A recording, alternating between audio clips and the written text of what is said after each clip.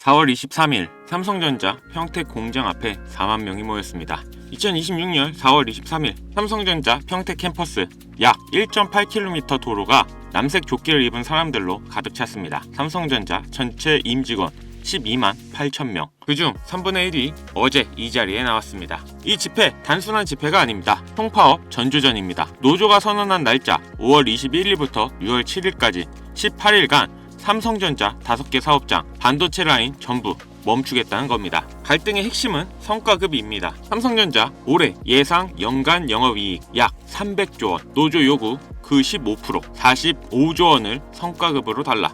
성과급 상한선도 없애라. 45조 원. 이게 얼마나 큰 금액이냐? 삼성전자가 지난해 전체 주주에게 지급한 배당급 11조 1천억 원. 노조가 요구하는 성과급 그 4배입니다. 노조 주장대로 계산하면 메모리 사업부 직원 1인당 평균 6억 2천만 원. 사측이 제안한 것도 작지 않습니다. 영업이익 10% 이상을 장기 보유 주식으로 주겠다. 이 경우 메모리 직원 1인당 5억 4천만 원입니다. 하지만 노조 거부했습니다.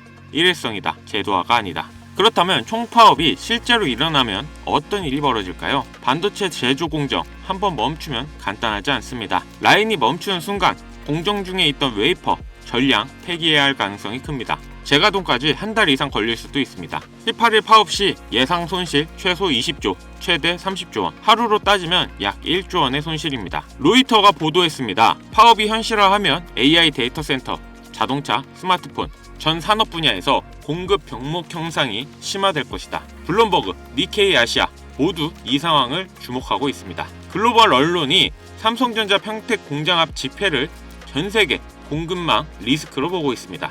그런데 어제 굉장히 이례적인 장면이 하나 있었습니다. 노조 집회 바로 옆에서 주주들이 맞불 집회를 열었습니다. 대한민국 주주운동본부 이들이 한 말, 반도체 공정 지분을 가진 건 주주들이지 직원이 아니다. 반도체 호황 사이클에서 공장을 멈추면 주주 재산에 직접 피해를 주는 것이다. 그리고 이 한마디, 상한선 없는 성과급 요구는 악덕 채무업자와 다름없다. 삼성전자 서초 사옥 앞에서는 1인 시위도 벌어졌습니다. 대한민국 미래를 망치는 노조 파업에 반대한다. 삼성전자 역사상 처음 있는 장면입니다. 노조와 주주가 같은 날, 같은 장소 앞에서 정반대 구호를 외쳤습니다.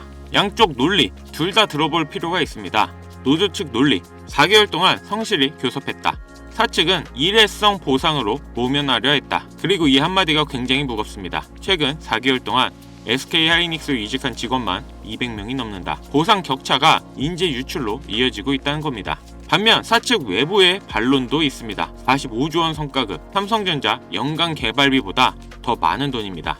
지금 이 순간 엔비디아는 다음 세대 AI 칩을 설계하고 있고 TSMC는 2나노 수율을 올리고 있고 SK하이닉스는 HBM 독주를 강화하고 있습니다. 그 경쟁자들 사이에서 삼성이 반도체 라인을 18일 멈추면 그 공백 누가 채웁니까?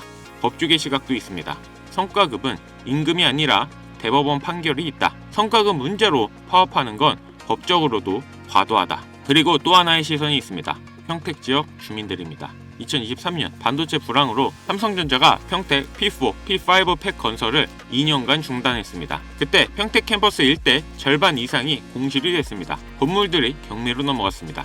그 기억이 있는 지역 주민들, 지금 이 파업 뉴스를 보면서 2023년이 다시 올까 조마조마하고 있습니다. 정리합니다. 4월 23일 삼성전자 평택 앞 4만 명 결의대회 요구 45조 원 성과급 상한선 폐지, 사측 제안 영업이익 10% 주식으로 지급, 노조 거부, 데드라인 5월 21일 이날까지 합의 없으면 18일 총파업, 반도체 라인 전면 중단, 예산 손실 최소 20조에서 30조, 하루 1조, 주주들 맞불 집회까지. 이 상황을 어떻게 봐야 할까요? 노조의 정당한 보상 요구로 봐야 할까요? 아니면 호황 사이클을 볼모로 잡은 무리한 요구로 봐야 할까요? 한 가지는 분명합니다. 지금 삼성전자 역대 최대 실적을 내고 있는 바로 이 순간 역대 가장 큰 내부 갈등을 동시에 겪고 있습니다. 그리고 다음 달 21일 그 갈등이 어떤 결론을 맺느냐에 따라 삼성전자 주가, 한국 반도체 사업, 그리고 글로벌 공급망까지 영향을 받을 수 있습니다. 지금부터 말씀드릴 내용은 그 어떤 때보다 중요합니다. 바로 AI 반도체가 만들어낼 다음 버블의 중심, 그리고 그 중심에 서 있는 국내 대표 기업 삼성전자의 흐름을 말씀드리겠습니다. 지금 세상은 AI라는 단어에 열광하고 있는데요. 챗 GTP가 등장한 지 2년, 미국 시장에서는 엔비디아가 1년 반 만에 700% 상승했죠. 하지만 여러분, 이건 시작에 불과합니다. 이제 무대는 해외가 아니라 국내 증시 코스피이죠. 최근 공개된 삼성전자의 차세대 HBM 개발 로드맵, 그리고 AI 서버용 메모리 생산 확대 계획. 사실 반도체 신제품 발표는 이전에도 많았습니다. 그런데 왜 이번 흐름이 중요하냐? 삼성전자 반도체 부문은 공식적으로 이렇게 말했습니다. AI 시대의 핵심은 연산이 아니라 데이터 처리 속도다. 즉, AI가 발전할수록 가장 많이 팔리는 건 GPU가 아니라 메모리라는 건데요. AI가 아무리 똑똑해도 데이터를 실시간으로 처리할 메모리가 없으면 속도는 멈춰버립니다. 이건 단순한 부품 이야기가 아닌데요. AI는 이제 텍스트로만 배우는 시대를 넘어서 영상, 자율주행, 로봇, 스마트 팩토리까지 물리적 세상으로 확장되고 있습니다. 그리고 그 모든 사업의 공통점은 엄청난 데이터 처리량이죠. 삼성전자는 단순한 스마트폰 회사가 아닙니다. HBM, DDR5, 차세대 낸드, AI 서버용 메모리 점유율 확대, 특히 AI 반도체용 HBM 시장에서 SK 하이닉스와 경쟁 구도가 코스피의 핵심 스토리가 되고 있습니다. 여기서 중요한 질문 하나, 왜 지금이냐? 경제 사이클을 보겠습니다. 2007년 아이폰이 나왔을 때 사람들은 세상이 바뀐다고 했었는데요. 하지만 애플의 주가는 바로 폭등하지 않았습니다. 2008년 금융위기, 유가 급등, 금리 인상, 거시 환경이 받쳐주지 않았기 때문입니다. 진짜 상승은 언제였습니까? 2015년 저금리, 유동성 확대, 돈이 시장으로 흘러 들어오던 시점, 기술, 유동성, 이 두 가지가 만나야 버블이 나옵니다. 지금 상황이 비슷한데요. 금리는 정점 논란 이후 하락 기대감이 커지고 있고 유가도 안정세입니다. 유동성 확대 가능성이 다시 거론되고 있다는 거죠. AI 산업이 폭발하려면 결국 반도체 슈퍼사이클이 와야 합니다. 그리고 그 중심에 있는 기업, 바로 삼성전자입니다. AI 사업의 본질은 간단합니다. AI는 데이터를 먹습니다. 데이터는 서버에서 돌아갑니다. 서버는 메모리를 씁니다. 결국 돈은 반도체 기업으로 모입니다. 미국에는 마이크로소프트, 구글, 아마존이 있고 한국에는 삼성전자와 SK 하이닉스가 있습니다.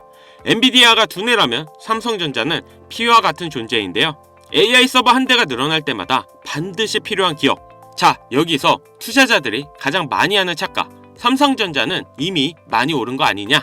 아닙니다. 지금까지는 메모리 업황 회복 기대감이었습니다. 앞으로는 AI 서버 증설, HBM 수요 폭증, 실질적 레벨 자체가 달라질 가능성, 이게 2차 사이클입니다. 노동력 부족, 자동화 확대, 스마트 팩토리 전환, 모든 산업이 데이터 중심으로 바뀌고 있습니다. 그리고 그 밑단에는 항상 메모리가 깔려 있습니다. AI 로봇이든 자율주행이든 결국 반도체 없이는 움직일 수 없습니다.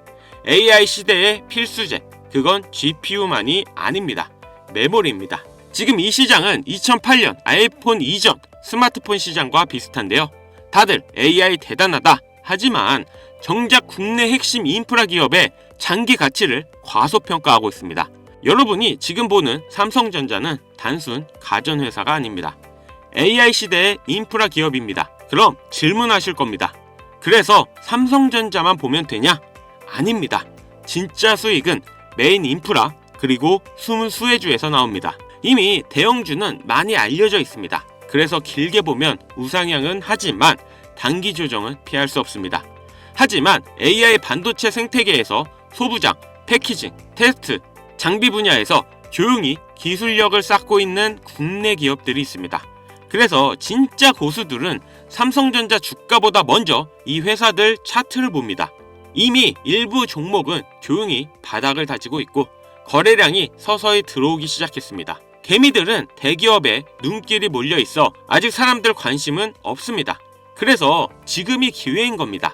나중에 뉴스가 나오기 시작하면 늦습니다. 그때 수혜주들은 이미 몇백씩 올라 있고 개인들은 꼭대기에서 들어가게 됩니다. 그래서 저는 항상 말씀드립니다. 대장주가 아니라 대장주를 먹여 살리는 회사가 진짜 돈이 되는 종목이라고. 그리고 이번 AI 반도체 사이클에서도 그 역할을 하는 회사가 분명히 존재합니다. 피지컬 AI, 로봇, 자율주행, 데이터 센터, 이 모든 흐름의 중심에 연결된 기업, 국내 대형 반도체주들이 커질수록 같이 커질 수밖에 없는 구조를 가진 회사. 지금 이 시점에 남들보다 한 발 먼저 이 흐름에 올라타야 하는 이유입니다. 자, 그래서 지금쯤 이런 생각 하실 겁니다. 그래서 그 회사 이름이 뭔데? 하지만 제가 공개적인 유튜브 영상에서 덜컥 그 이름을 언급해버리면 어떤 일이 벌어질까요? 조회수가 몰리면서 소위 말하는 개미들이 꼬이기 시작할 거고, 이는 필연적으로 시세에 일시적 왜곡을 불러옵니다. 그렇게 되면 귀신 같은 기관들이나 세력들이 낌새를 채고 가격을 흔들어 버릴 가능성이 있습니다. 오히려 우리가 진입하기도 전에 차트가 망가질 위험이 있다는 뜻입니다. 물론 모든 투자는 투자자 개인의 책임에 있습니다. 세상에 무조건 오르는 주식은 없으니까요. 하지만 남들보다 한 발 앞서서 제가 꾸준히 차트를 보며 지켜본 AI 반도체 관련 수혜주의 정보를 미리 참고해보고 싶으신 분들이라면 이야기가 다릅니다. 그래서 정말 진지하게 공부하고 대응하실 의지가 있는 구독자분들에게만 공유해드리려고 합니다. 화면 보이시죠? 이 번호로 수혜라고 보내주시고 댓글에 구독 완료 달아주시면 구독자인지 확인 후 보내드리겠습니다. 자, 1분 정도의 시간 투자로 여러분들의 인생을 바꿔줄 소중한 자료라 생각하며 영상은 여기서 마무리하겠습니다. 감사합니다. 강찬혁이었습니다.